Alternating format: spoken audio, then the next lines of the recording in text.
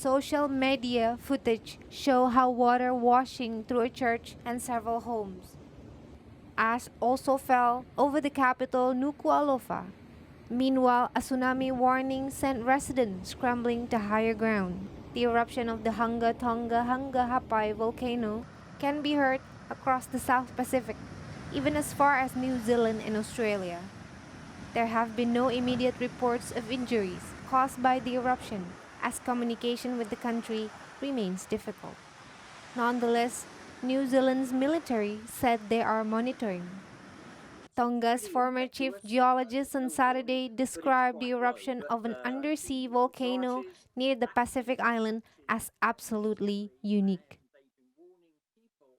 What has happened there is there are volcanoes, they're active, and the Hunga Ha'apai was last active in 2014, so it's quite regular. We know from historical records it's been active since 1912, but the eruptions are fairly quiescent. But here what we've had, it's been bubbling away since late last year, and at about 5 o'clock last night, there was this massive eruption and this huge explosion, which you've shown, which amazingly was captured on satellite imagery. Now, we know volcanoes generate tsunamis. One of the most well-known is 1883 in Indonesia, and it killed 36,000 people. But this type of event in this region is a massive surprise.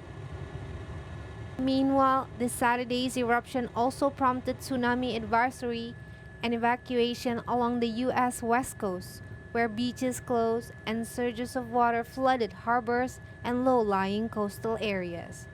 The National Weather Service said the biggest tsunami threat to the West Coast in more than a decade could produce up to a couple of feet of flooding at beaches and harbor areas in San Francisco, Berkeley, Santa Cruz, and other coastal areas during morning hours as the wave arrived with the rising tide and throughout the day.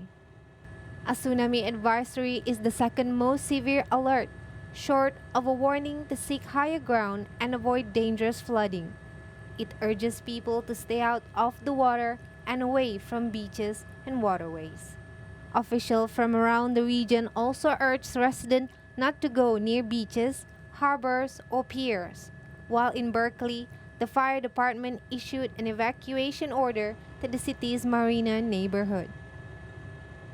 In Santa Cruz, where the city harbor suffered from more than $20 million in damage from a March 2011 tsunami following an earthquake in Japan, waves flooded the harbor parking lot with about 2 to 3 feet of water on Saturday, dislodging a dredge and washing waste bin into the channel.